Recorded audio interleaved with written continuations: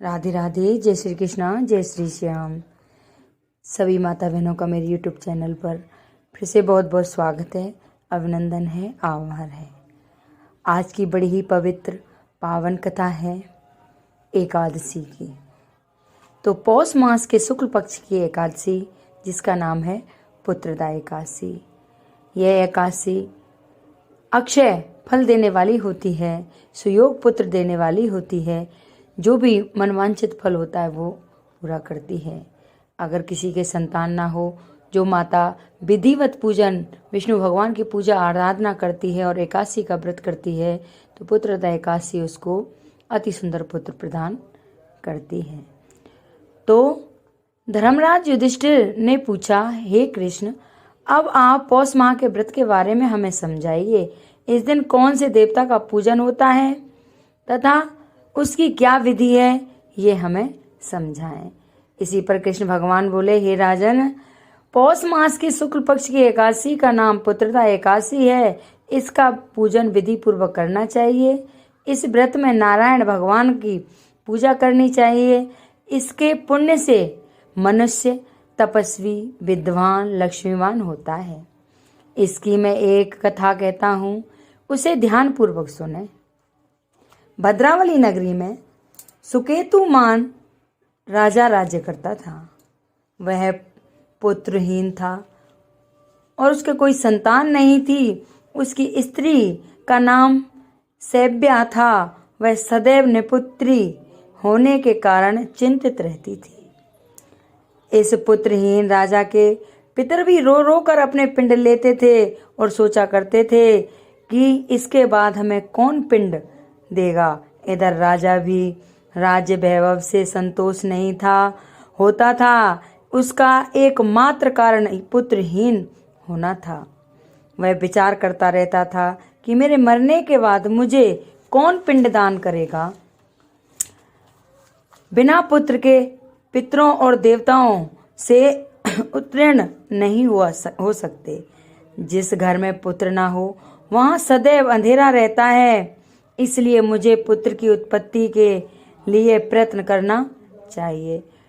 पूर्व जन्म के कर्मों से ही इस जन्म में पुत्र और धन आदि मिलते हैं। इस तरह राजा रात दिन चिंता करता रहा और एक दिन इसी चिंता के कारण राजा और अपना शरीर छोड़ने की चाहा कि मैं अपना शरीर त्याग दूं और मैं मर जाऊंगा तो मेरी चिंता भी मेरे साथ मर जाएगी।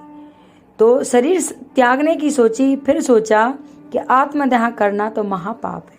राजा इस तरह मन में विचार कर एक दिन और छिपकर वन में चला गया। वन में जाने के बाद राजा घोड़े पर सवार होकर वन में पक्षियों और वृक्षों को देखने लगा। हाथी अपने बच्चों और हाथनियां के बीच में घूम रहे हैं। राजा सोच विचार में लग गया। और तभी राजा को बड़ी प्यास लगी और प्यास से व्याकुल हो और वो इधर उधर विचरने लगा। पानी की तलाश करने लगा और पानी की तलाश में तब आगे बढ़ा। कुछ आगे ही जाने पर उसे एक सरोवर मिली। उस सरोवर के चारों तरफ मुनियों के आश्रम बने थे। उस समय राजा के दाहिने अंग फड़कने लगे। राजा मन में प्रसन्न होकर सरोवर के किनारे बैठ गए। मुनियों को देखकर घोड़े से उतरा और दंडवत करके उनके सम्मुख बैठ गया। राजा को देखकर मुनीश्वर बोले, हे राजन, हम तुमसे अत्यंत प्रसन्न हैं। तुम इस जगह क्यों आए हो, सो कहो। इस पर राजा ने उनसे पूछा, हे मुनीश्वरों, आप कौन हैं और किसके लिए यहाँ हैं, सो आप कहिए।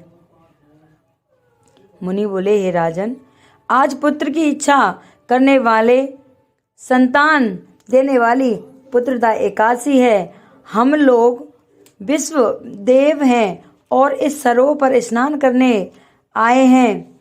इस पर राजा बोले, हे मुनीश्वरों, मेरे भी कोई संतान नहीं है और पुत्र नहीं है। इस कारण मैं भी अत्यंत दुखी हूँ। यदि आप मुझ पर प्रसन्न हो तो एक पुत्र का वरदान मुझे भी दे दीजिए। मुनि बोले, हे राजन, आज पुत्रदा एकादशी है। आप इसका अवश्य ही व्रत करें। भगवान की कृपा से आपको अवश्य ही पुत्र की प्राप्ति होगी। मुनियों के वचन के अनुसार राजा ने एकादशी का व्रत किया एवं द्वादशी को पारायण किया और मुनियों को प्रणाम करके अंत में अपने महल को वापस आया। अंत में रानी ने गर्भ धारण किया और 9 माह पश्चात एक पुत्र रत्न पैदा हुआ। वह राजकुमार अंत में अत्यंत वीर, धनवान, यशस्वी और प्रजापालन हुआ। श्री कृष्ण भगवान बोले, हे राजन, पुत्र प्राप्ति के लिए पुत्रदा एकादशी का व्रत करना चाहिए। जो मनुष्य इसका महात्म श्रवण व पाठन करते हैं उनकी सभी इच्छाएं पूर्ण होती हैं और अंत में उन्हें स्वर्ग की प्राप्ति होती है। तो पुत्र हो तो ऐसा श्रवण जैसा जो अब खुद तो तरे ही तरे और पूरे कुल को भी ताड़ दे। पुत्र ना होना बड़ी ही दुख पूर्ण बात है। उससे भी बड़ा दुख है पुत्र का कुपुत्र होना। अतः सर्वगुण संपन्न और सुपुत्र पाना दुर्लभ है। ऐसा पुत्र नहीं ही प्राप्त होता है जिसे साधु जनों का आशीर्वाद प्राप्त हो तथा जिनके मन में ईश्वर की भक्ति हो। इस कलयुग में सुयोग पुत्र प्राप्त का उत्तम साधन पुत्रदा एकादशी का व्रत है। सभी माता बहनें पुत्रदा एकादशी का व्रत करें और विष्णु भगवान की पूजा अर्चना करें। इससे सभी की संतानें सुख समृद्धि धन धान्य से बढ़े और भगवान की चरणों में उनकी प्रीति लगे। अगर बोलिए श्री कृष्णचंद्र भगवान की जय, बोल पुत्रदा एकादशी महारानी की जय। अगर मेरी ये कथा किसी को अच्छी लगी हो कृपया लाइक सब्सक्राइब करें, कमेंट में लिखकर जरूर भेजें। बोले काशी महारानी की जय।